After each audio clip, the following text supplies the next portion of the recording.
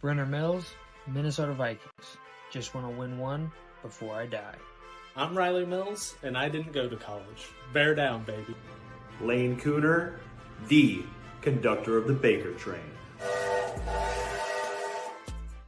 What is up, everybody? Welcome into another power ranking episode here on Wide Eye Sports Channel. You got your boy Bren hosting as always. We got your co-host Spoon. Unfortunately, Riley is unable to join us for the foreseeable future, so it'll just be us rocking it out here.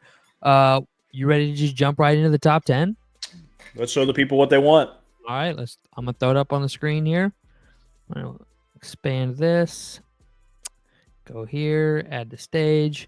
All righty, here we go. So, bubble team, Washington Commanders. They did receive a vote. They received a solitary single vote, so they get the bubble team. Next up, the Denver Broncos. I think Denver is very scary. I think that Sean Payton, as much, if you've ever watched this show before, you know I cannot stand, or if you know me, you know I cannot stand Sean Payton. And what he is doing with this Denver Broncos roster is insane. This is not a roster that we thought would have any potential to really do much. And they are straight up good. They're just a good team. I'm not saying they're a great team, but they're a good team. They are a fringe top 10, somewhere between 12 and 8 respectively. They're in that mix of teams that, could get hot and win a playoff game or could barely miss out on the wild card. They're in that range. That defense is balling. Bo Nix is playing super efficient football right now. Now, if you've watched the show, you also know that I'm not a huge Bo Nix fan. But you're right. He's playing efficiently. He's minimizing mistakes. He's taking care of the ball when he needs, or when not. Obviously, he needs to be. He hasn't been throwing many interceptions. Hasn't been fumbling the ball a whole lot. His completion attempts rate isn't the best, I would say, but he's definitely like. Yeah. I would rather him be throwing incompletions than interceptions, obviously. Yeah, my only real knock on Bo Nix is his NFL caliber arm. He is running the offense in Denver super efficiently right now, but most of that comes on short or just under intermediate throws. He doesn't have. I think the biggest throw he's had in the past 3 weeks is like a 35-yard throw. And that was only technically 25 yards downfield, but because of the angle towards the sideline, it was like 35 air yards, which is, in NFL was terms, it a completion or an incompletion? It was a completion. Okay. It was a completion is what I'm saying. So his longest completion. And I'm not, trying to dog on him for winning games. It's just I don't think he has the arm talent in the NFL to stand in the pocket and win from the pocket. And I think in the NFL to win Super Bowls or be a franchise quarterback or be that guy, that's a non-negotiable skill. You can't just not have that. So I'm just gonna touch up on Washington real quick, just because I want to let the people know that they had one vote, but they would have been my 11 this week as well. So right where we have them right now. Yeah, for sure. Riley and I said it. It was either last week or the week before. I don't remember, but we said that if they end up losing to the Cowboys, they're probably out of our top 10, and that's exactly what happened. They lost to the Cowboys, a bad Cowboys team, might I add, because obviously we have Cooper Rush as our starting quarterback, and we're having trouble moving the ball. We had no problems this past Sunday, but to the Broncos now. Honestly, if I'm a Broncos fan, I'm ecstatic. I'm super happy. Like I get that you're saying Bo Nix isn't going to be their franchise quarterback, and honestly, he probably won't be. He probably won't lead them to a Super Bowl, but him and Sean Payton have been able to get together, get in a groove, like find the offense that they exactly need to win games, and it's working pretty well. They're sitting at 7-5 right now. Honestly, at this time, I think we had them probably at like 2-9. It was not good. We had them like it was 1 or 2 wins. Yeah, it was not very good. I mean, we probably had them a little higher, just like maybe 3 wins, because we figured that they would come up. They'd beat a couple division rivals, maybe. Yeah. But yeah, this Broncos team is definitely exceeding expectations, and I was very happy to put them in my top 10 this week because for sure. It's cool to see a team that's not supposed to be doing good at all, that we kind of everybody wrote off, that is currently sitting in the playoff spot. If the wild card spot. Like I said, huge disdain for Sean Payton as a person. He is 1A or 1B for coach of the year right now, in my opinion. Like, Oh, absolutely. Denver was slated to win like 4.5 games. They're already going to double that. Another coach, try not to be biased here, Vikings, Kevin O'Connell, their over-under was 6.5. They've already busted that. They're about to, they're at 9 games right now. Usually doesn't go to like, the Dan Campbells, the Andy Reeds, those guys. It usually goes to the coach who outperforms his situation the best. So you think those two are the top 2 coach of the year candidates right now? Probably. I would probably put those two at 1A and 1B just because they both have, Dan Quinn was up there earlier in the season with the Washington Commanders at 7-2. He would have been a favorite, Absolutely. but they've lost 3 straight now. So I think, Sean Payton gets to jump up in that mix. Kevin O'Connell having the Vikings at 9-2. Matt LaFleur could even be mentioned in there. I would throw Harbaugh in there for the Chargers, honestly. Yeah, Harbaugh for sure. I don't know. For me, it's weird for me with Harbaugh because of the fact that everywhere he has gone, he instantly turned the team around and they did good. So for me, I kind of saw the Chargers being good, but maybe not like 12 wins good, but I saw them as a 9-8, a 10-7 football team. So that's fair. I don't know, but he should definitely be receiving votes and in consideration. Yep. But anyways, our number 9 team on this week is the Chargers. Yep. They are also very hot. They've also, they come off the loss. They, I don't hang that loss on them too hardcore just because it is against the Ravens, and the Ravens are a really good football team offensively. And I mean, I've heard it on another podcast I was listening to recently. The best way I've heard it described is the Ravens have Lamar Jackson, potential 3-time MVP coming up back, already won 2 MVPs, best playmaking weapon in the NFL. And then you add Derrick Henry to that, who is a left tackle playing running back. And then you add on to that a Super Bowl winning head coach. And then you add on to that a 380-pound fullback. They have like I can't even remember his name. It's a like a Polynesian or Hawaiian name. I can't remember what it is. But their fullback's like 380 pounds, dude. Now imagine trying to stop that for 3 hours straight. Just have another offensive lineman up there. Yeah. Being a lead blocker. Yeah. It's crazy. It's absolutely crazy to me. And got some McAfee stuff popping up there. But yeah, it's just crazy to me that offense is and Lamar, by the way, Lamar's doing all this and leading the league in passing yards right now.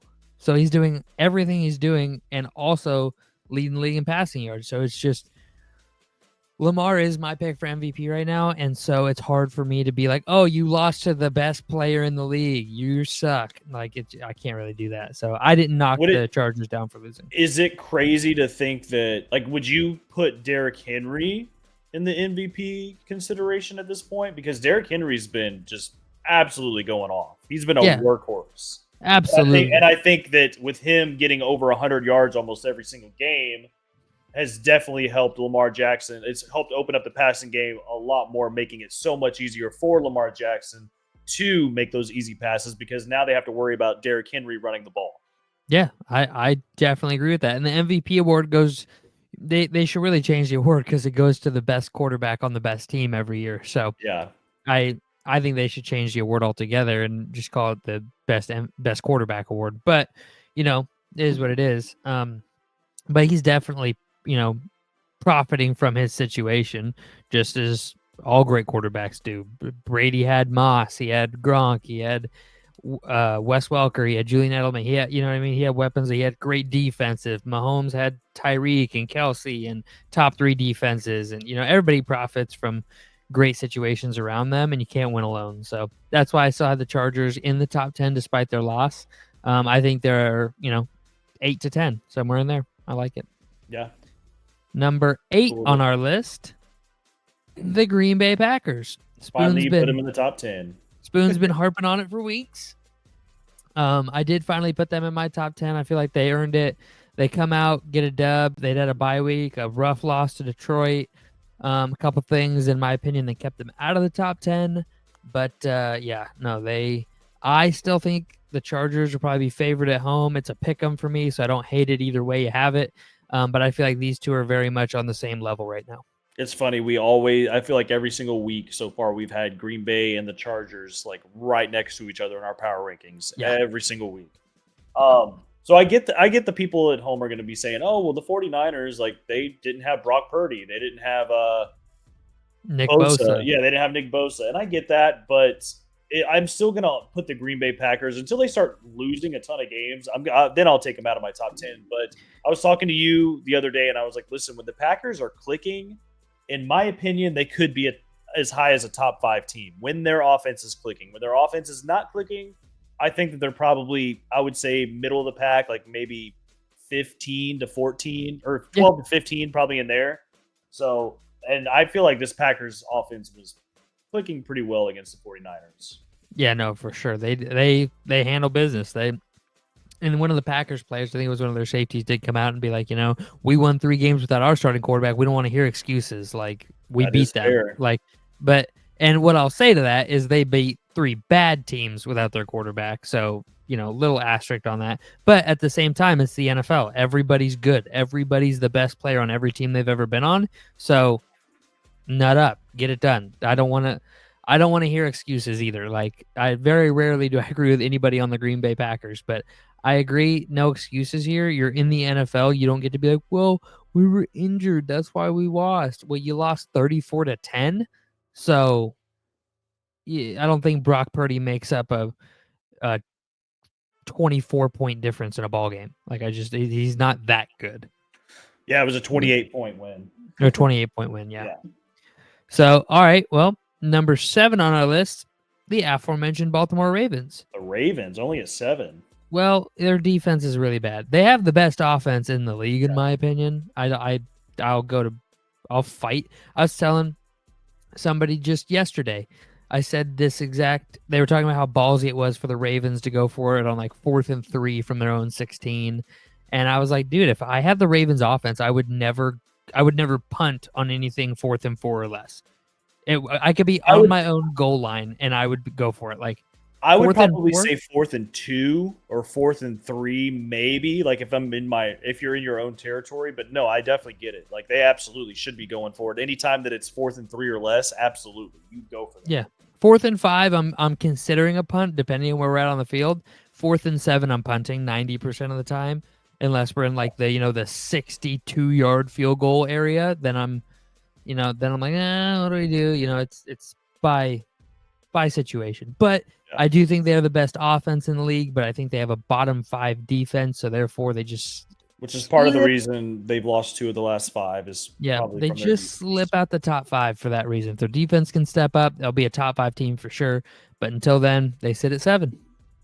The number 6 team on our list, the Pittsburgh Steelers. They do take a little bit of a tumble here after losing to the Browns. We talked about this earlier, Spoon, off camera. I don't put almost any stock into divisional losses to bad teams. Like, it happens all the time, every year. Divisional loss. It happened a lot last week. So. Yeah, it happened a lot last week. So I don't put any stock into that. But everybody's a little different. I still think 5-6 is a good spot for them. That defense is still that defense. They had one bad game in the snow. Spoon, I know you think that heavily favored Cleveland a little bit. That's fine.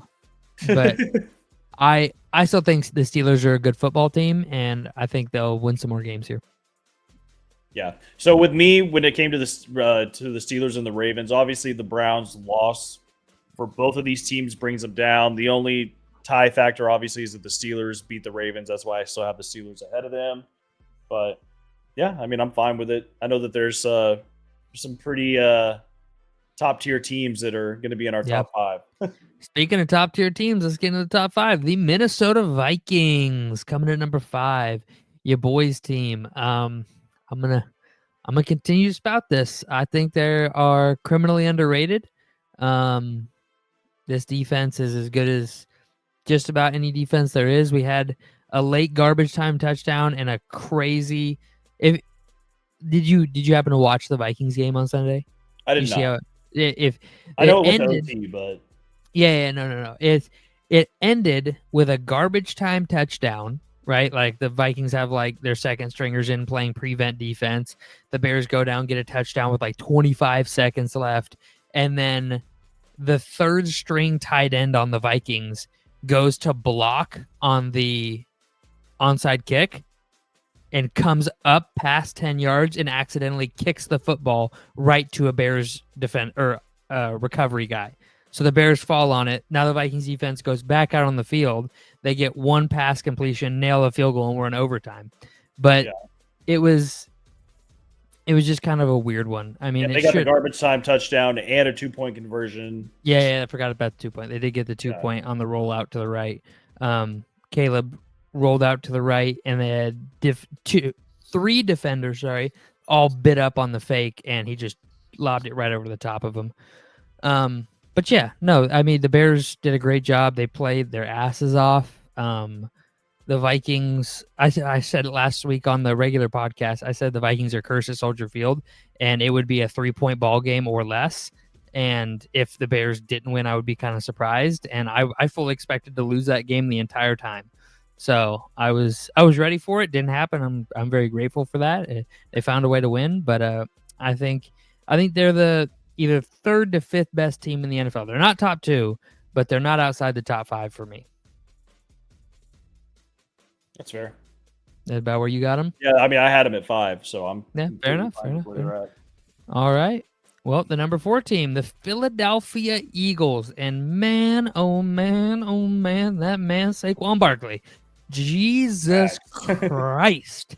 Do you want to hear the best part? Just real quick to go off topic. I have Saquon and Josh Jacobs in the same league in one of the 3 that I'm in, and oh boy, did they go off. Ooh, they went, Yeah. dude, yeah.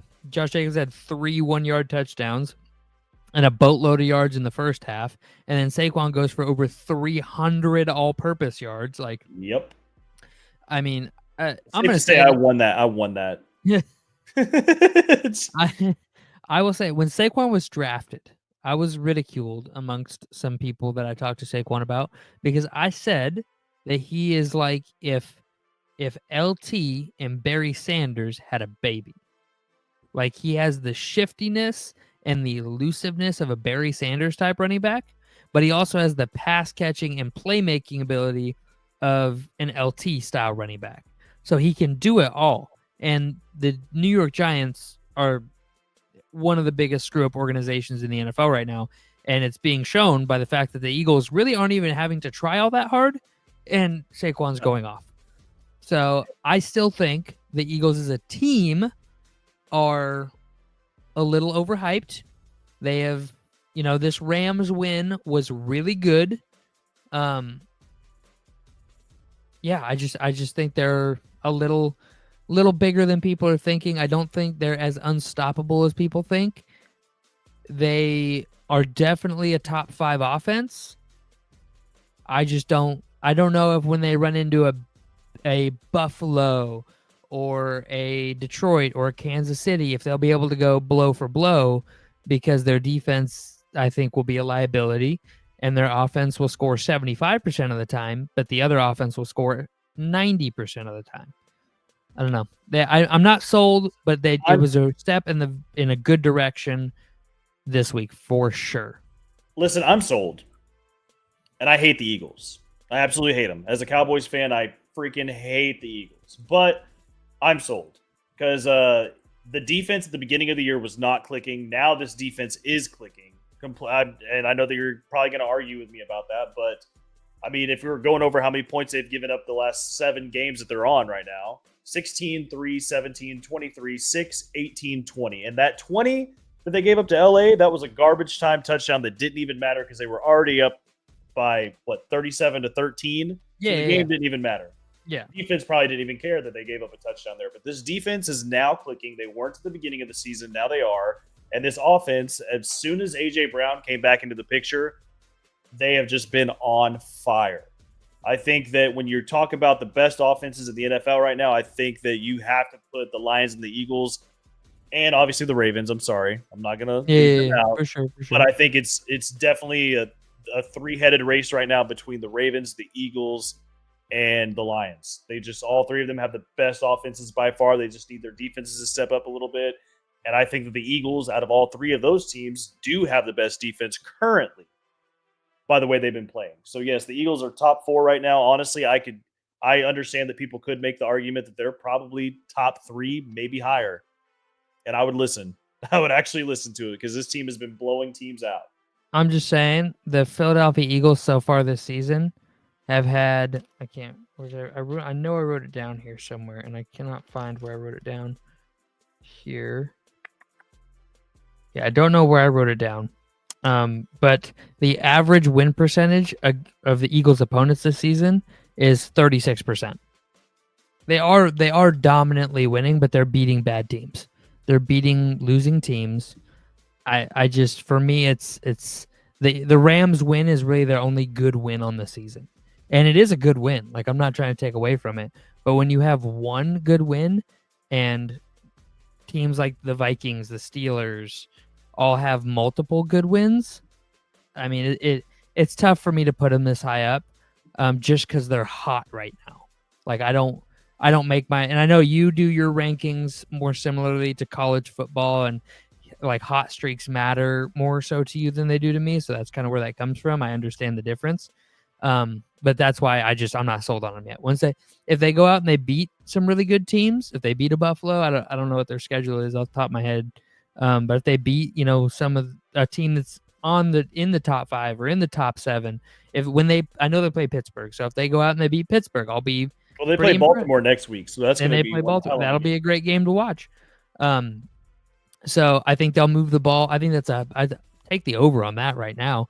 Yeah, facts. You got you got the two. So the Eagles and the Ravens both have really good rushing defenses. Their pass defense is both kind of fringe a little bit. Mm-hmm. So yeah, get ready to see a lot of fast paced, passing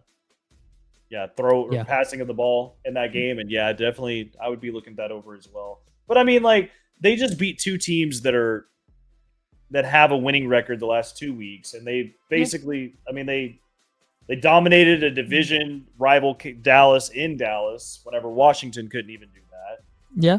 So I'm looking at stuff like that, and I know that division games are different, but the Eagles, the Ravens, and the Steelers all have a similar team that they've placed, and that's Cleveland. Mm-hmm. Cleveland's beat the Ravens. Cleveland's beat the Steelers. The Eagles, they beat Cleveland. So it's for me, that's a divisional thing. I know it's a division game, but I'm looking at that like, hey, the Eagles at least can beat Cleveland. Yeah, for sure. And like I said, they're definitely a top 5 team for me. I'm just not sold on them being a top 3 team yet. By any means, I think there are 4 teams in the NFL in which they would lose to most time, over 50% of the time, and that's kind of where I'm at with it. But like I said, they play Baltimore next week, and then that'll be such a good game. And then they play Pittsburgh 3 weeks from now. So good. Two of their next 3 games are against some powerhouse NFC or AFC North teams. So we'll see what happens. All right, the number 3 team on our list, the Kansas City Chiefs. I mean, what else is there to say? 10-1, only 1 loss to the Buffalo Bills. I mean, they're just a really, really, really good team. Defending back-to-back world champions. They haven't done anything to fall out of the top 3 yet, in my opinion. So they're at 3. I don't think they're the best team in the league yet, but I definitely think they're a top 5 team. I would probably have them at 5 personally, but that's me. Well, I mean, they just went out and beat the Carolina Panthers by 3 points. That's not a good win at all. I had them drop a point for that. Like I dropped them for that. Like non-division opponent, really bad team.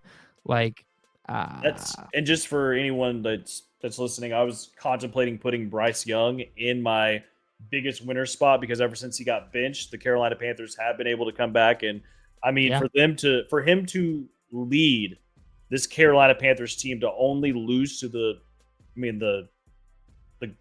what am I trying to say? The Chiefs, obviously, we know that they're huge. But he won back-to-back games before that. Yep, he won back-to-back games, and they were obviously in this game only losing by 3 points. I Yeah. believe it was a field goal. Yep, a game-winning field goal at the end. Yeah, 27-30, right?